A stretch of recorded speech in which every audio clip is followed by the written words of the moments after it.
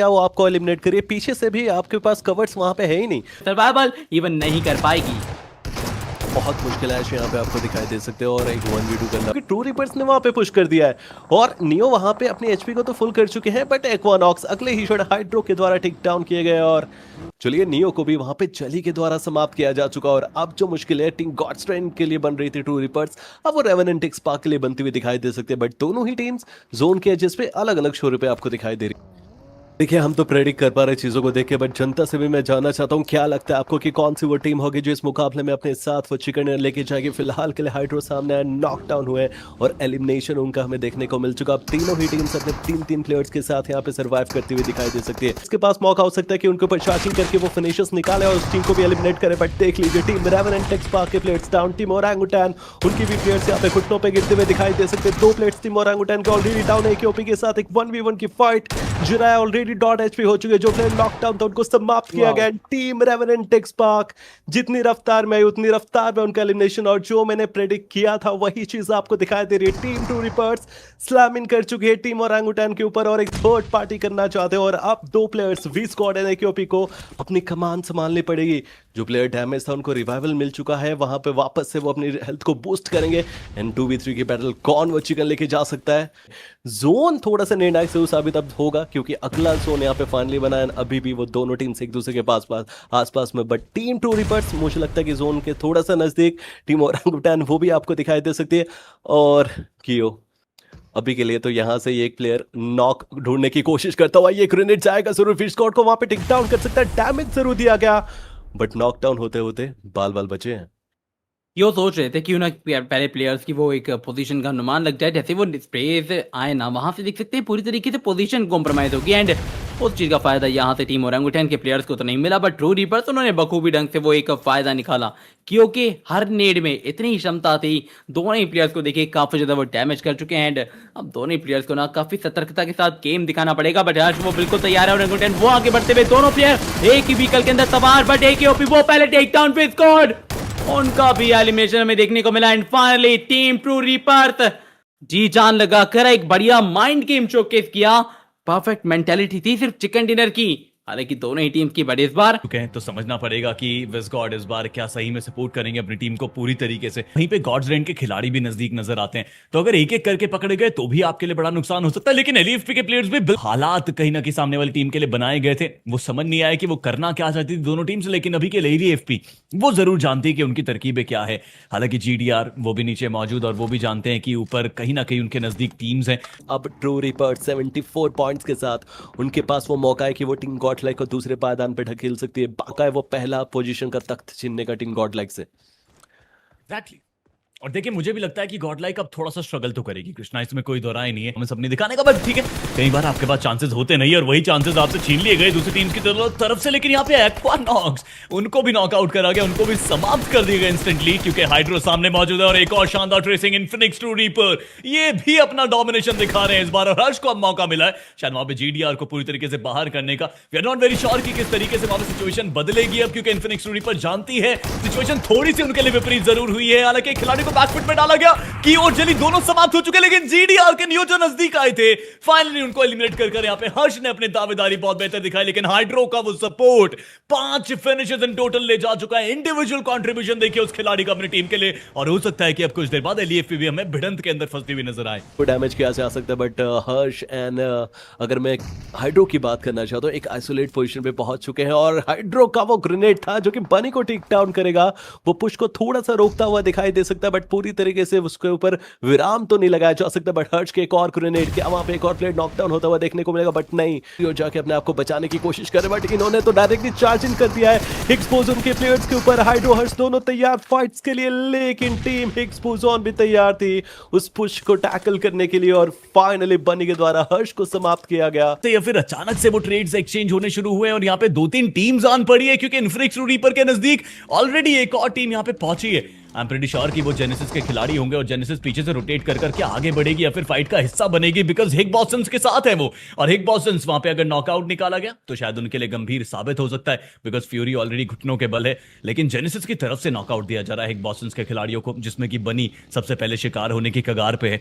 Let's see कि कितनी देर तक बनी को रिवाइवल दिया जाएगा और उसके बाद वो कदमों पे खड़े होंगे। जब तक बनी अपने कदमों पे खड़े होते हैं तब तक आप 10% यूजी कैशबैक का लुत्फ उठा लीजिए, क्योंकि वहां पे हंटर्स तो रुकने के लिए तैयार नहीं है, वो हीरो को भी एलिमिनेट करके वहां से निकल पड़े। ये खेल थोड़ा सा वापस से बाहर जा रहा है हिग बॉसन्स के, शायद गलती कर दी हिग बॉसन ने कृष्णा यहाँ पे आके, पूरी तरीके से इस मुकाबले से बाहर जाते हुए आपको दिखाई दे रही है। थोड़ी देर मैंने देखा था पहले कि उनकी पॉइंट्स टेबल में पोजीशन काफ़ी बेहतरीन हो चुकी है, बट छीनते हुए वक्त अब लगने वाला नहीं है। कोई और टीम ज़रूर उनको छीन के उस पोजीशन को ऊपर लेके जा सकती है अपने आप को। लेकिन अब जेनेसिस के वाइपर को देख लीजिए, वो सामने टीम गॉडलाइक इन्फिनिक्स की ट्रू रिपर्स हर्ष भी आपको देखने को मिलते हुए दिखाई दे रहा है। एडमिनो के ऊपर अटैक आता हुआ हमें देखने को मिल जाएगा और वापस से टीम गॉडलाइक के साथ ये ना हो जाए जो पहले के कुछ मुकाबलों में हमें देखने को मिला है। अब लेकिन उनको भी मुंह तोड़ जवाब दिया गया इस पावर की तरफ से, उनको भी नॉकआउट मिला है इस पावर की तरफ से।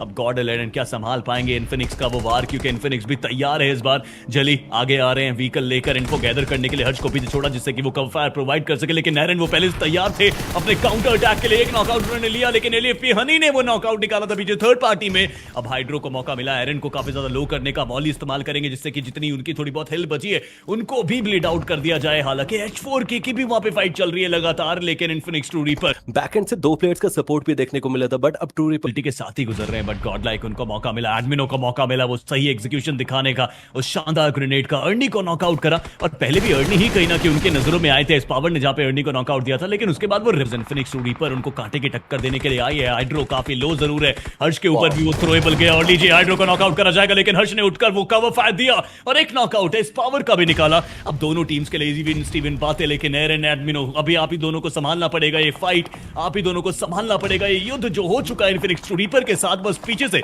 बैक स्टैब ना हो जाए, इसको संभाल कर खेलना पड़ेगा।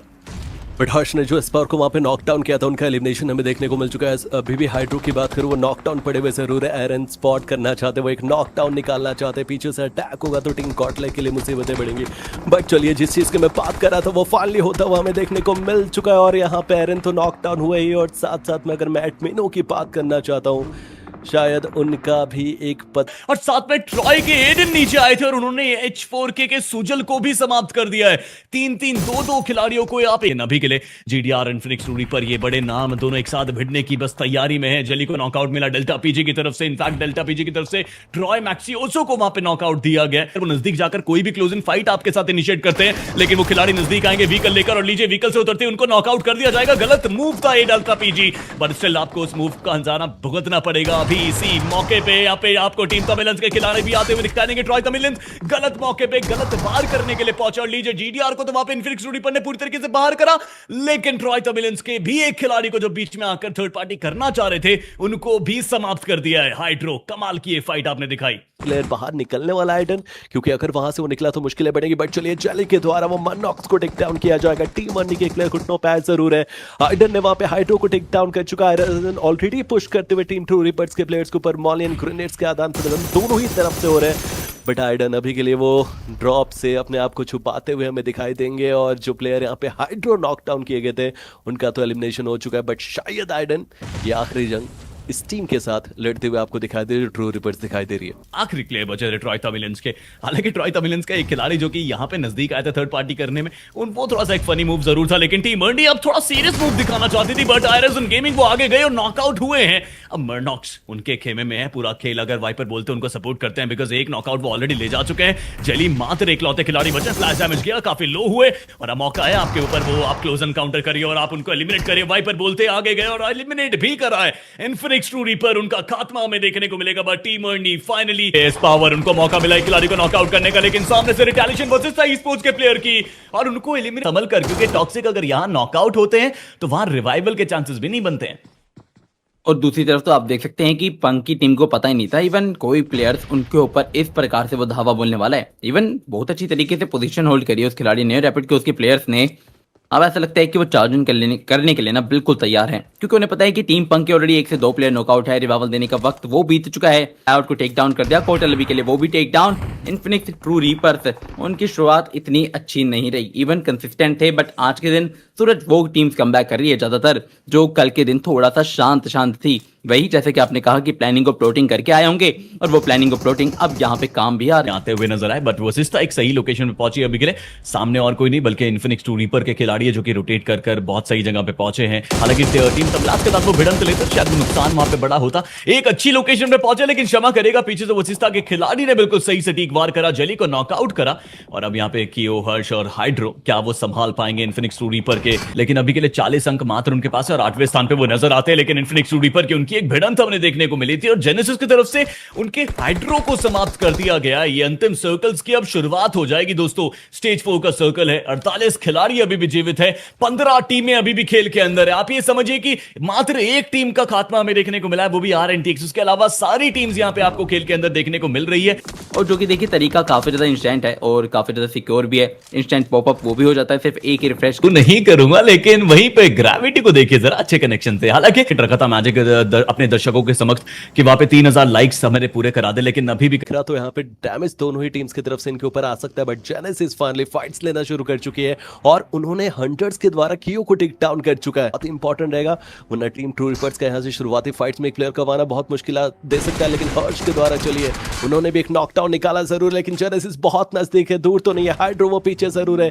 Team genesis already 2 players down, jelly वहां पे सामने है। और टीम ट्रू रिपर्स की अगर मैं बात करना चाहता हूँ, देख लीजिए हाइड्रो एकमात्र प्लेयर सर्वाइव करते हुए जो कि इस तरफ से आगे, बट लेकिन मैं जेली को देखना चाहता हूं वो टीम जेनेसिस के कितने नजदीक है। हंटर्स वो आपको सामने दिखाई देंगे और जो वाइपर वहां पे नॉकडाउन हुए उनको भी तो रिवाइवल दे दिया जाएगा। बट तक भी शायद जा पाना मिरामार के अंदर बहुत ज्यादा मुश्किल रहेगा, क्योंकि यहाँ पे ना हर एक खिलाड़ी, हर एक टीम की तरफ से एक्वानॉक्स एंड टीम गॉड्स रेंज, जैसे कि आपने चाहे अपनी टीम के लिए वो पॉइंट्स कमाए, इवन आईजीएल तक को भी सर्वाइवल करवाने की वो एक जिम्मेदारी रहती है। बट मैजिक यहाँ पे बच पाएंगे क्योंकि पोजीशनिंग तो उनकी काफी खराब हमें दिखाई दे रही है।